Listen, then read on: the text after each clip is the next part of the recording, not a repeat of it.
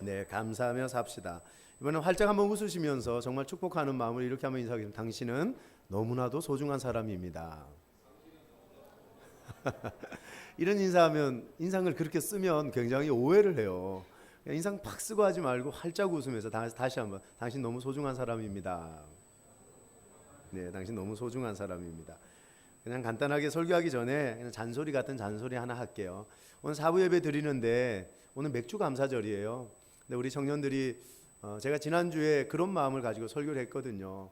작지만 크지 않아도 내가 감사하다는 마음으로 맥주 감사원금 봉투에 지난 반년에 도와주신 하나님, 단돈 1,000원이든 500원이든 내 마음을 담아 드렸으면 좋겠다는 마음으로 여러분에게 말씀을 나눴는데 그렇게 준비한 청년들이 없는 거예요.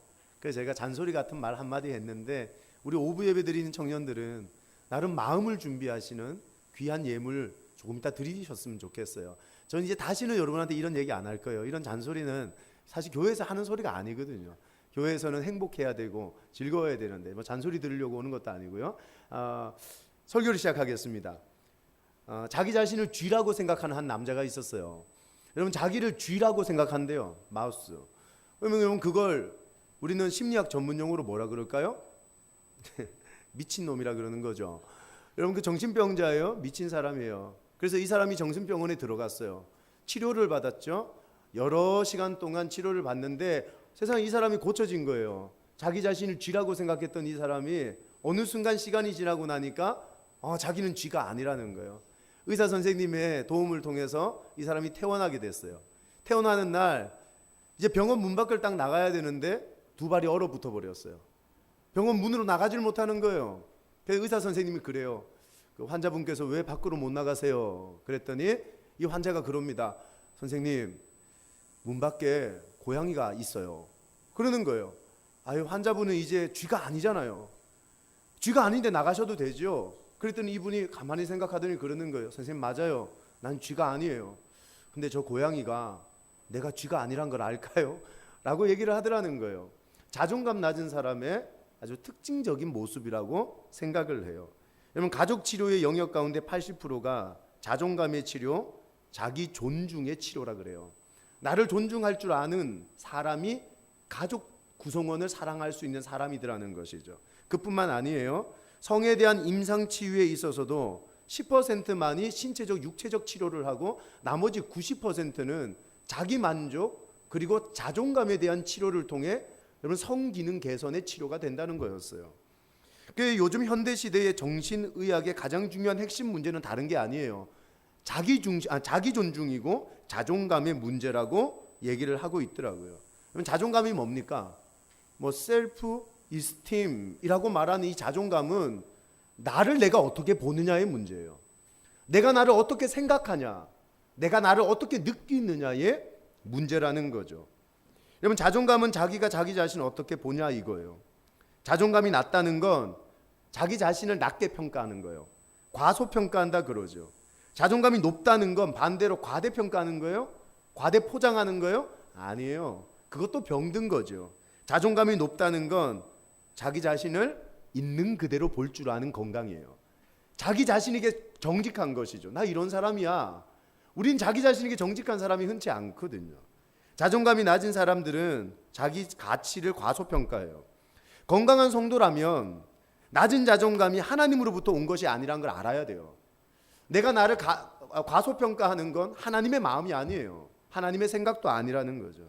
자신의 가치를 과소평가하고 자신에 대해 부정적으로 생각하는 건 하나님의 시각이 아니에요. 낮은 자존감은요, 사단의 도구입니다. 그래서 사단이 이 낮은 자존감을 이용하면 우리는 실패의 패배주의로 몰아내고 마는 것이죠. 사람들 나를 안 좋아해. 나는 능력 없어. 난 아무것도 못해. 난 바보 같아. 이런 생각 종종 하시죠? 오늘 아침에도 그런 생각 가지고 교회 오신 분들이 있어요? 이건 사단의 음성이에요. 하나님은 단 한 번도 내 실제적 모습을 아시는 그분은 나를 향해 넌 가치 없어 엄마. 넌 바보 같아 새끼야. 단 한 번도 이렇게 말씀 안 하나님이 설마 새끼야 그러시겠어요? 그런 말씀 안 하시는 거죠. 그래서 이런 사단의 소리는요, 우리가 듣지 말아야 될 소리 중에 하나인 것이죠. 특별히 낮은 자존감은 가정이나 교회 공동체를 너무 아프게 해요. 자존감이 낮다 보니까 말 한마디도 그냥 스쳐가지 못해요. 다른 사람의 눈빛 하나도 그냥 넘어가지를 못해요. 상처를 받죠. 그래서 파괴가 되고 다툼을 일으키는 동기가 될 수밖에 없어요. 지난번 분노에 대한 설교를 하면서 그 분노에 대한 설교의 주인공이 누구였죠? 가인이라는 사람이라 그랬어요. 가인이 동생 아벨을 미워하고 분노하고 결국은 죽이기까지 하거든요. 이렇게 죽인 이유가 뭐였죠? 그렇죠? 하나님이 동생 아벨의 제사는 받았어. 근데 내 제사는 안 받았어 이거예요. 하나님이 동생 아벨의 예배는 받았는데 내 예배는 안 받았어. 여러분 예배를 받고 안 받고 그것 때문에 동생 죽일 사람 여기 몇 명 있어요. 여러분 가인의 처사가 좀 심각하잖아요. 왜 가인이 예배 받고 안 받고의 문제 때문에 동생을 죽이기까지 했을까요? 여러분 깊이 들여다보면 그 저면에는 죄로 말미암아 병든 우리 마음속에 낮은 자존감이 중심하고 있다는 것을 알게 되는 거예요. 낮은 자존감이 사단에게 이용되면 가정이 파탄되죠. 관계가 깨어지죠. 결국 미워하고 분노하다가 살인까지 가게 되는 엄청난 일이 일어나게 된다는 거예요. 반대로 자존감이 건강하고 높은 사람은 스스로를 귀하게 여길 줄 알아요. 자존감이 건강한 사람의 특징 중에 하나가 뭐냐 하면 자기를 소중하게 여길 뿐만 아니라 다른 사람도 소중하게 여기는 거예요. 여러분 착각하시는 경우가 종종 있어. 자기만을 소중하게 여기는 건 자만심이에요. 자만심. 그건 자존감이 건강한 거 아니에요. 오늘 우리 중에 자만심 있는 사람이 있어요. 내가 왕이야. 난 대접받아야 돼. 다른 사람들은 짓밟혀도 나만큼만은 인정받아야 돼. 그 자만심이란 말이에요. 자만심과 건강한 자존감은 다른 거라는 걸 알 수 있어야 되죠. 여러분 다른 사람을 배려하고 존중하고 사랑하는 게 진짜 건강한 자존감의 특징이죠. 이런 사람 멋진 사람이잖아요. 자, 하나님 앞에 기도할 때마다 그렇게 말해요. 하나님 나 이런 사람 되게 해주세요. 그래요. 하나님 나도 사랑할 줄 알고 다른 사람도 사랑할 줄 알고 나도 귀하게 여길 줄 알고 쟤도 귀하게 여길 줄 아는 이런 멋진 사람, 여러분 그런 사람 되시기를 바라요. 할렐루야. 여러분 이게 정말 멋지거든요. 그래서 공동체에 자존감이 건강한 사람이 많으면 그 공동체가 행복해요.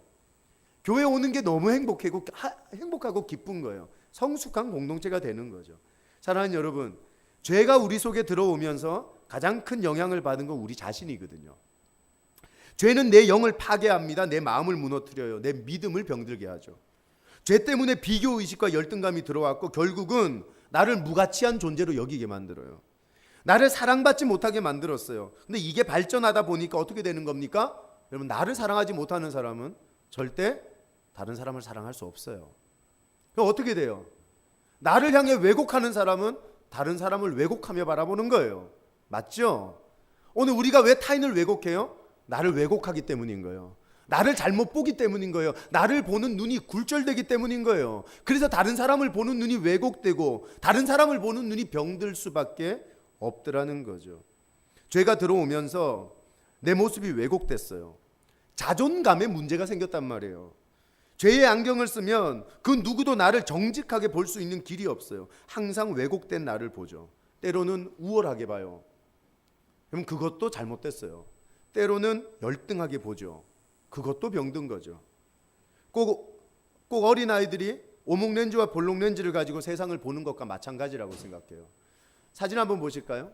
어떤 아이가 사진을 찍었는데 한 손에는 볼록렌즈를 한 손에는 오목렌즈를 들고 있어요. 여러분 저 아이의 눈, 진짜 눈이 어떤 눈일까요? 큰 눈일까요? 작은 눈일까요? 저 아이가 우리에게 보여주는 저 눈은 다 왜곡된 눈이에요. 자기 눈은 없어요. 근데 우리가 여기에 속는 거예요. 사단은 어떨 때 우리를 아주 초라하고 작게 보이게 만들어요. 사단은 어떨 땐 아주 우리를 우월하게 과대평가하게 과대포장하게 만들죠. 내가 뭔가 있는 것처럼. 근데 진짜 그 어디에도 내 진짜 모습은 없는 거예요. 누가복음 19장의 삭개오를 묵상해 보세요. 진짜 삭개오가 누굴까요?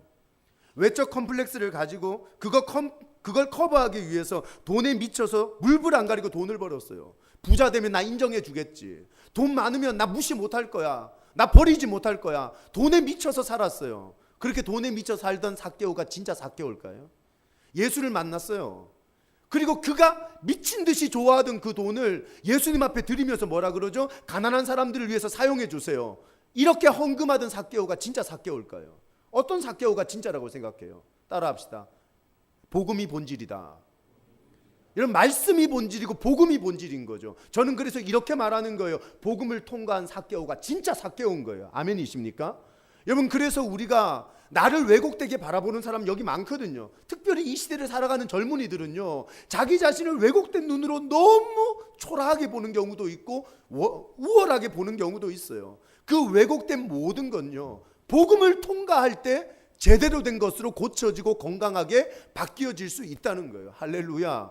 그 어떤 청년이 저한테 찾아와서 물었어요. 목사님, 이제 수련회를 그래서 제가 그랬죠. 네가 왜 수련회 가야 되냐 하면, 언제나 네가 왜곡된 눈으로 너를 볼 거냐, 언제까지 너 이렇게 살 거냐, 너 건강한 자존감을 가져야 될 거 아니냐. 여러분, 본질 앞에 나오고 말씀 앞에 나오고 복음 앞에 나오면요, 그 사람 건강한 자존감을 가지고 살 수 있는 길이 열리는 거예요. 저는 이번 수련회가 기대되는 이유가 뭔지 아세요? 복음이 여러분을 바꿀 걸 믿어요. 아멘이십니까?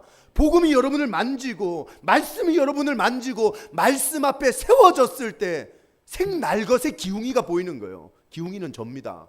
생날것의 당신을 발견하게 되는 거예요. 내가 진짜 어떤 사람인지를 볼 수 있는 길이 열리는 것이죠. 그게 축복이라고 말할 수 있는 거예요. 사랑하는 여러분, 사단이 아무리 장난을 쳐도 예수 만나고 복음을 통과하면 진짜 나를 발견하죠. 내가 얼마나 가치 있는지, 내가 얼마나 소중한지, 또 어떤 사람은 내가 얼마나 연약한지 부족한지 내가 그동안 포장해 오고 있었구나, 내 진짜 모습을 보는 문이 열리게 되더라는 거예요. 따라합시다. 낮은 자존감은 태도에 영향을 미친다. 이런 병들고 낮은 자존감은 우리 삶의 태도에 큰 영향을 미치는 것 중에 하나입니다. 오늘 본문이 그 얘기하는 거거든요. 민수기 13장을 보면 이스라엘 200만 백성들이 가데스 바네아에 도착을 해요. 이렇게 광야를 돌다가 드디어 가데스 바네아 앞에 온 거예요. 근데 이스라엘 지도자가요, 각 지파마다 한 명씩 뽑아서 12명의 정탐꾼을 가나안 땅에 보내요. 이 가나안 땅에 들어간 12명의 정탐꾼이 다른 걸 봤을까요? 똑같은 걸 봤을까요? 똑같은 걸 봐요. 다른 걸 보지 않아요. 근데 재밌는 건 뭐냐 하면 전혀 다른 이야기를 하는 사람들이 나오더라는 거예요. 먼저는 여호수아와 갈렙이 30절에서 이렇게 말해요. 한번 읽어볼까요? 이들이 어떻게 말하는지. 자, 시작. 갈렙이 모세 앞에서 백성을 조용하게 하고 이르되 우리가 곧 올라가서 그 땅을 취하자, 능히 이기리라 하나. 지금 여호수아와 갈렙은 긍정적 시각으로 가나안을 보고 있죠. 우린 가나안을 이길 수 있다 이거예요. 14장 9절에 가면 뭐라고까지 얘기하냐면 그들은 우리 밥이야, 그들은 우리 먹이야, 이렇게까지 얘기하고 있어요.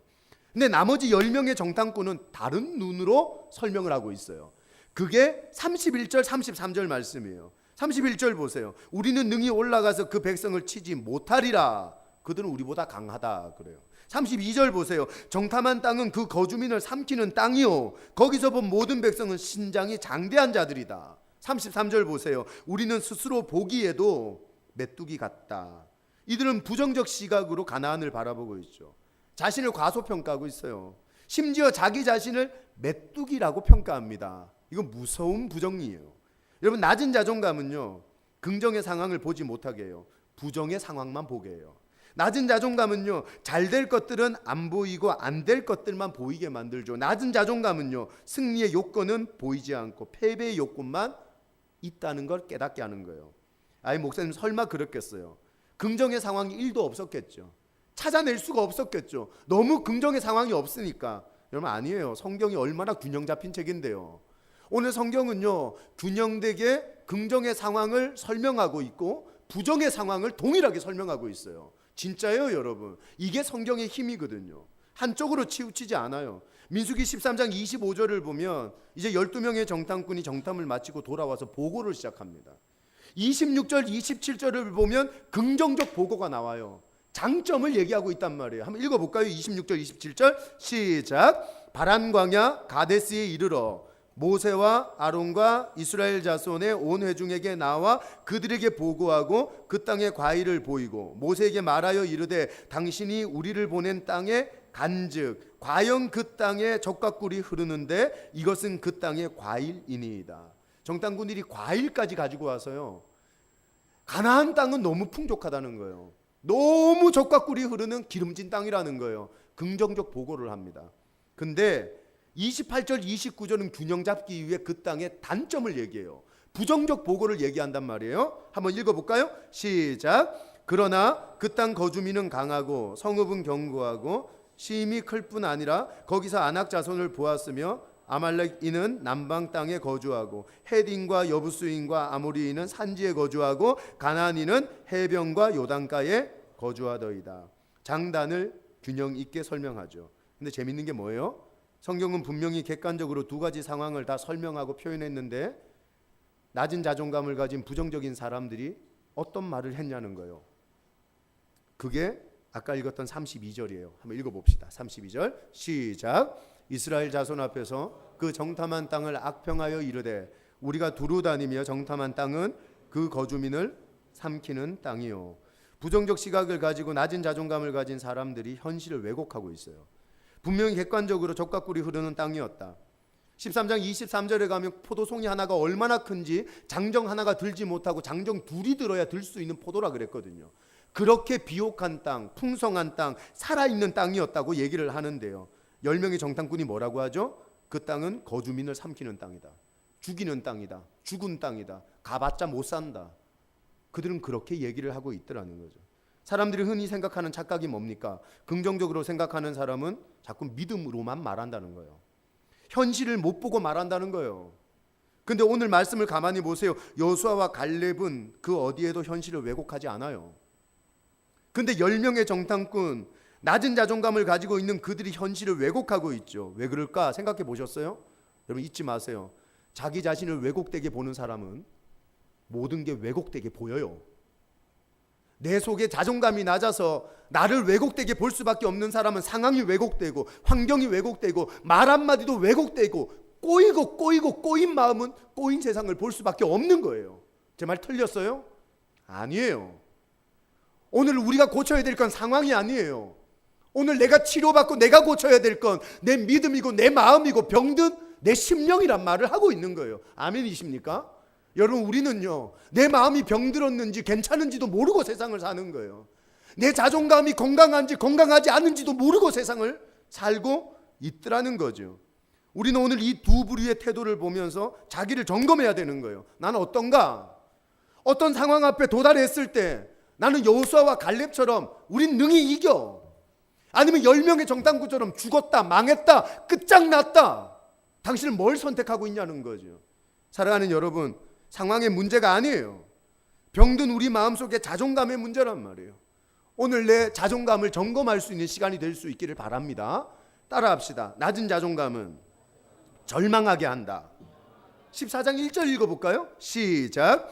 온 회중이 소리를 높여 부르짖으며 백성이 밤새도록 통곡하였더라.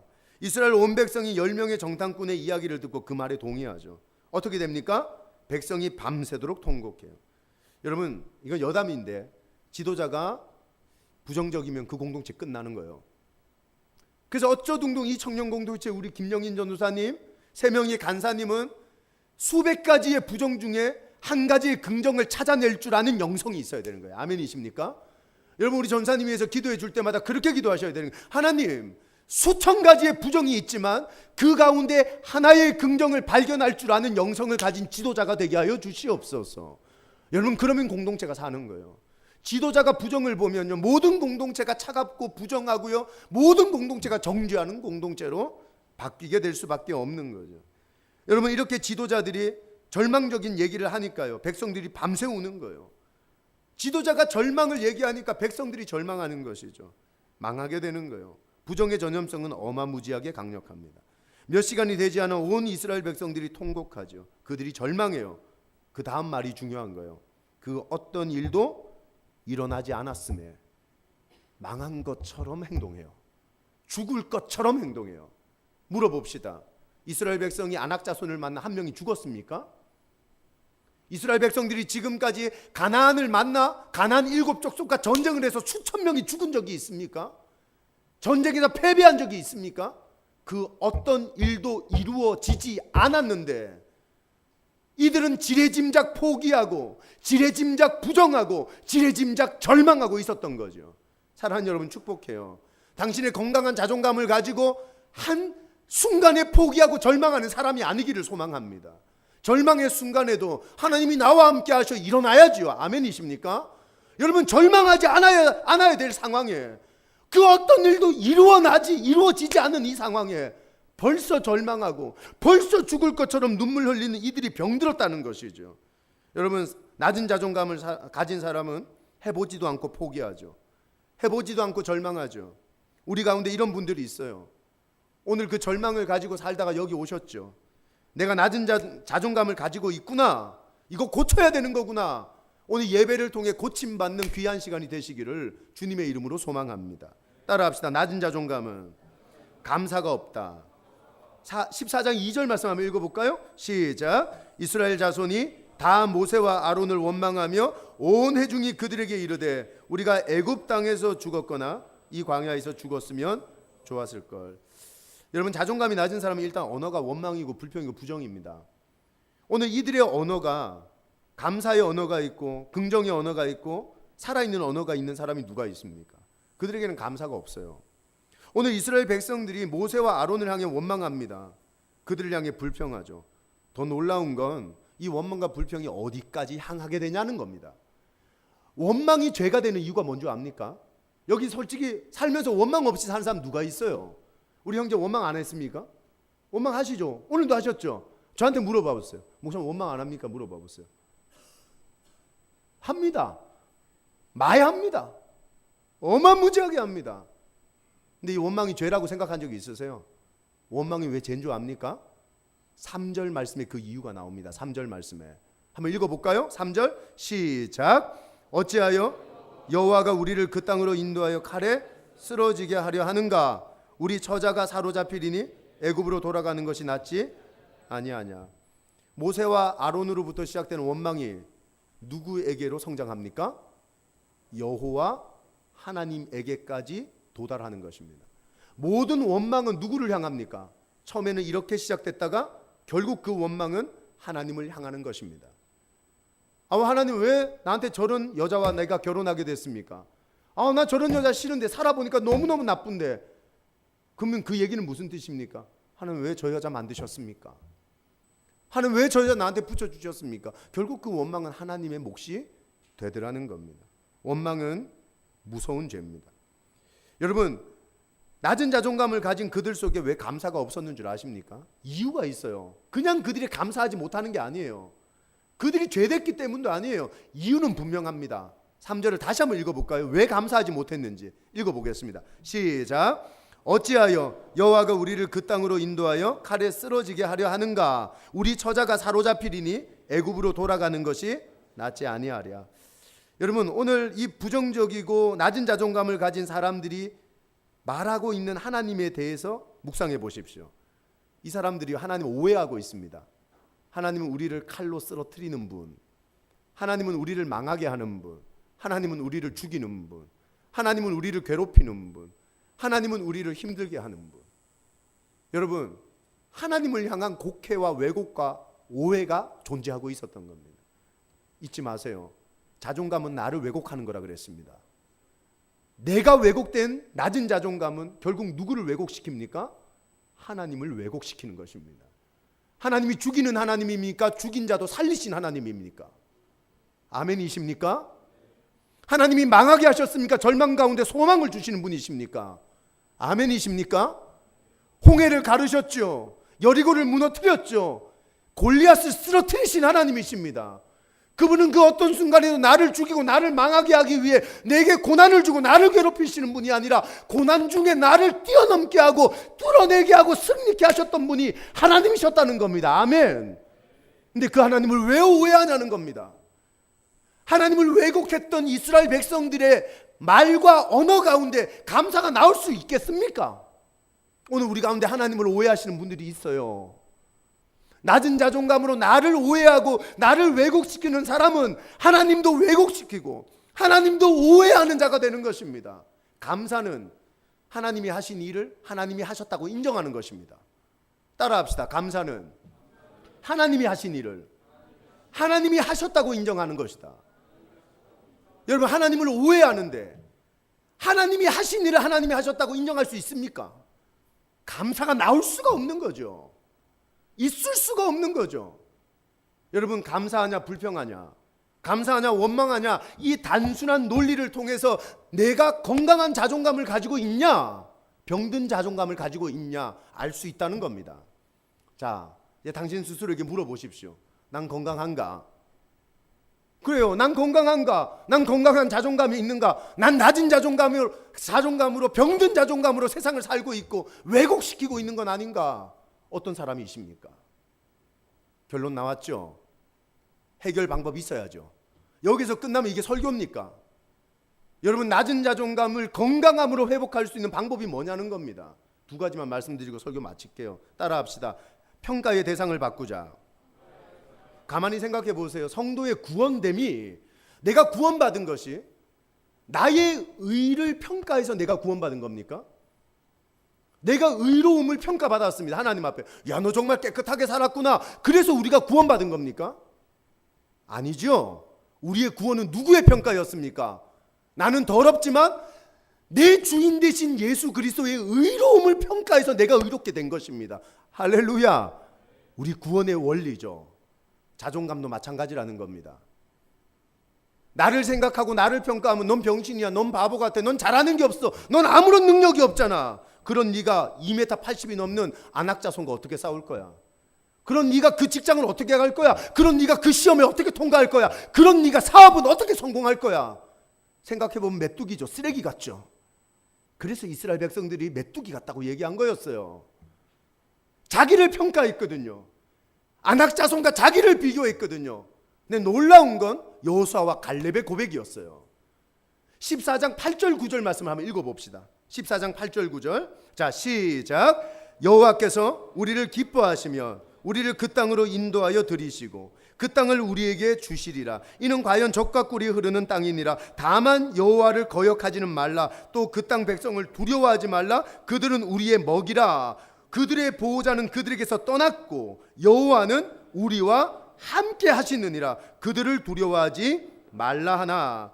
이런 말씀을 읽어보면 도대체 여호수아와 갈렙이 무슨 똥배짱인지 모르겠어요. 상황 파악이 안 되는 건지 현실 파악 능력이 떨어지는 건지 하여튼 좀 이상한 얘기들을 계속합니다. 근데 8절 9절 우리가 읽은 본문을 보니까 놀라운 고백이 있는 거예요.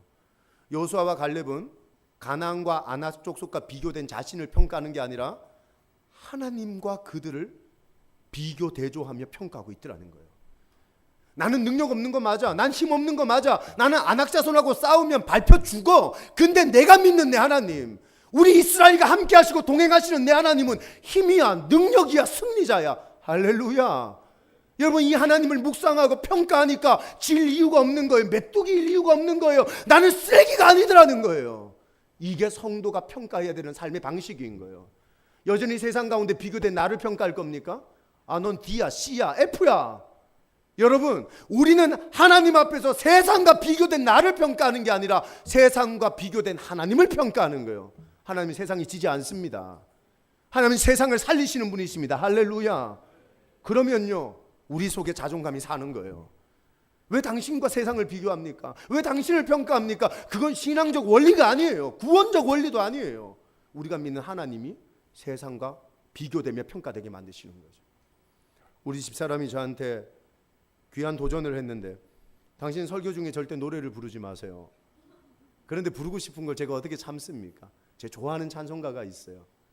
주 믿는 사람이 일어나 다 힘을 합하여 이 세상 모든 마귀를 다 쳐서 멸하세. 저 앞에 오는 적군을 다 싸워 이겨라. 주 예수 믿는 힘으로 온 세상 이기네. 다 함께 할까요? 믿음이 이기네. 믿음이 이기네. 주 예수를 믿음이 온 세상 이기네. 오늘 이 찬양의 가사에 네 힘으로 싸워서 온 세상을 이겨라 말하지 않아요. 뭐라 그래요? 주 예수 믿는 힘으로. 네가 이기는 거 아니고, 네가 싸우는 거 아니고, 네가 주인 삼은, 네가 왕 삼은 그 예수님을 세상과 싸우게 하는 거야. 그래야 우리가 살고, 그래야 우리가 회복되는 은혜가 임재되는 것이죠. 할렐루야. 두 번째 한번 따라합시다. 내가 누구인지 알아야 한다. 우린 자기 자신을 왜곡된 눈으로 바라보잖아요. 그래서 나를 정확하게 볼 수 없거든요. 제가 아까 전에 말씀드린 것처럼 죄로 말미암아 모든 것이 왜곡되었지만 본질은 복음입니다. 본질 앞에 서고 말씀 앞에 서면 나를 바로 볼 수 있는 눈이 열리게 되는 것이죠. 그래서요, 다른 사람들의 말이 어떻게 들리든 상관하지 마세요. 넌 왜 일이 그따우냐? 넌 왜 생긴 게 그렇냐? 넌 왜 이렇게 바보 같냐? 세상을 살다 보면 수많은 사람이 당신한테 얘기할 거예요. 그리고 당신도 그 얘기를 듣고 당신 스스로에게 얘기하겠죠. 이 바보야, 이 병신아. 전 진짜 그렇게 얘기해요, 제 자신에게. 그래서 제가 이 설교를 준비하면서 울 수밖에 없었던 게 그런 이유 때문이에요. 죄로 말미암아 내가 왜곡된 거니까요. 근데요, 놀라운 건 다른 사람이 나를 향해 하는 말도 내가 아니에요. 내가 나를 향해 하는 말도 내가 아니에요. 그럼 진짜 나는요? 따라합시다. 하나님이 말씀하시는 내가 진짜 나다. 하나님이 말씀하시는 내가 진짜 나예요. 누가 당신에게 무엇이라 말해도 그건 왜곡된 나예요.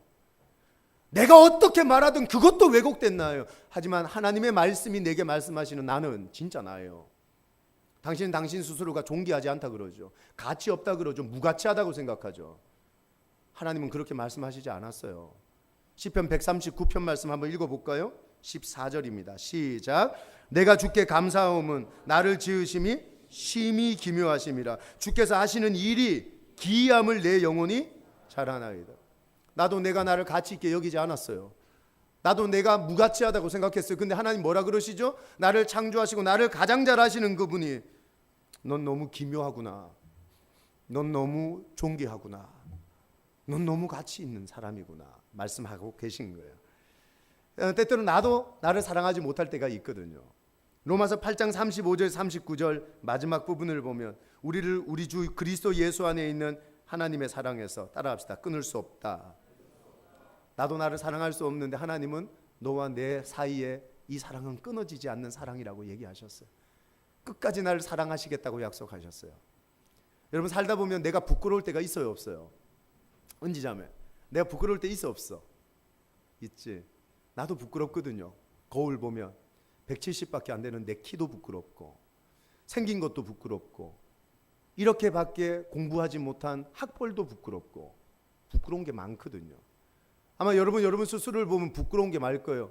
근데 히브리서 2장에 이런 말씀이 있다는 걸 알고 계셨어요? 한번 읽어볼까요? 시작. 왜 안 나와요? 히브리서 2장. 시작. 거룩하게 하시는 이와 거룩하게 함을 입은 자들이 다 한 근원에서 난지라. 그러므로 형제라 부르시기를 부끄러워하지 아니하시고 이르시되 내가 주의 이름을 내 형제들에게 선포하고 내가 주를 교회 중에서 찬송하리라 하셨으니. 때론 나도 나를 부끄러워하는데 나를 가장 잘하시는 하나님이 나를 부끄러워하지 않는데요. 죄를 좀 지어도 실수를 좀 해도 당신이 그 시험에 떨어졌어도 남들이 다 가는 그 길을 당신은 못 간다 할지라도 당신 스스로가 당신을 부끄러워한다 해도 당신을 만드신 하나님은 당신을 부끄러워하지 않겠다고 약속하셨어요.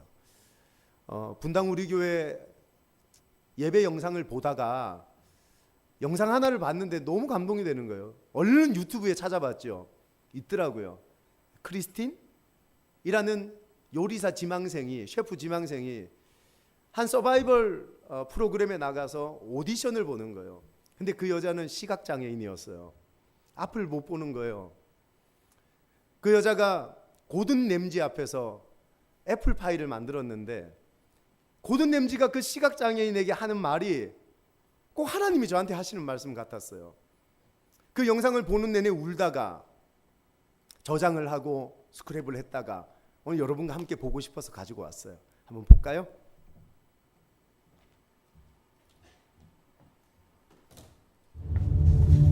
Christine, Yes, chef. let's go, please. I'm really worried. I'm not even sure if the bottom crust cooked all the way. I had no idea what the pie was like on the inside. That's really scary. I feel like I need a miracle, but honestly, I think I'm gonna be going home. The judges have tasted 6 of the 7 apple pies made for this pressure test. Christine has the last pie to be tasted before the judges decide who will be sent home. How are you, Christine? I'm all right, Chef. Okay, first of all, I've never seen you that flustered. And then, with barely 18 minutes to go, you still were not in the oven with your apple pie. What the hell is going on? Honestly, Chef, there's just no excuse. I just was flustered and I'm not experienced with making pie at all, so there's just really no excuse. What do you think this pie looks like? I think it probably looks like a pile of rubbish. Visually, it looks stunning. It's got a nice crisp, dark brown colour on the edge. Thank you, Chef. The sugar has almost glazed the pastry, and it looks as delicious as Frank's. So stop doubting yourself. Be bold, Yes, Chef. okay? Pie underneath. The pastry looks cooked. Can you hear that on top? Yes, Chef. What does that sound like to you? It sounds good and crusty. Good and crusty. So, stop feeling upset with yourself. Okay? You've got to start believing yourself more. Okay? Come on. Come on. Right. Hear that? Yes, Chef. There's not a soggy patch on there. That's all the way around. Okay? Can you hear that? On the balcony you can hear that, right? Yes, Chef.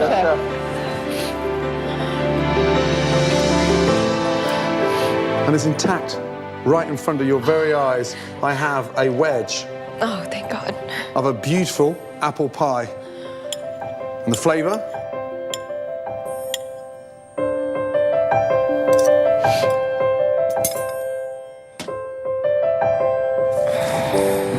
The flavour's amazing.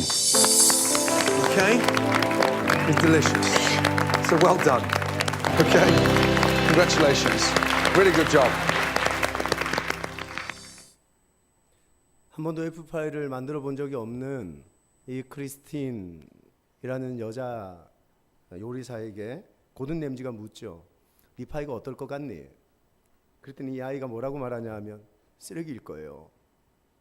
이 얘기를 듣는데 애플파이가 쓰레기가 아니라 자기 자신이 쓰레기처럼 여겨졌을 것 같아요. 앞도 보지 못하는 게 무슨 요리니? 미쳤니? 누가 네 음식을 먹니? 수도 없는 사람이 크리스틴에게 그렇게 얘기했을 거예요. 쓰레기일 거예요. 그때 고든 램지가 뭐라 그러죠? 너 자신을 의심하지 마. 너 자신에게 힘을 주고 너 자신을 좀 믿어주고 네 자신에게 희망을 주라고 얘기를 하는 거죠. 하나님이 꼭 저에게 하시는 말씀 같았어요. 수많은 목회자들과 학벌을 비교하며 낮은 자존감으로 세상을 살아가는 내 자신에게 하나님, 난 저들과 비교하면 쓰레기예요. 난 잘하는 것도 없고 잘난 것도 없고 잘할 수 있는 것도 없어요. 그랬을 때 하나님이 내 자신에게 화를 내지 말라고, 너를 믿어주라고, 힘을 내라고. 오늘 말씀의 본질 앞에 돌아가면 이 음성이 들리는 거예요. 아멘이십니까? 왜 우리가 수련회 가야 되죠? 이 말씀 앞에 당신을 세워놔야죠. 건강하게 새로워져야죠. 회복돼야죠. 하나님의 말씀 앞에, 복음 앞에 당신이 얼마나 존귀하고 가치 있는 사람인지를 깨달아야 이 세상에서 쓰러지지 않죠. 축복해요.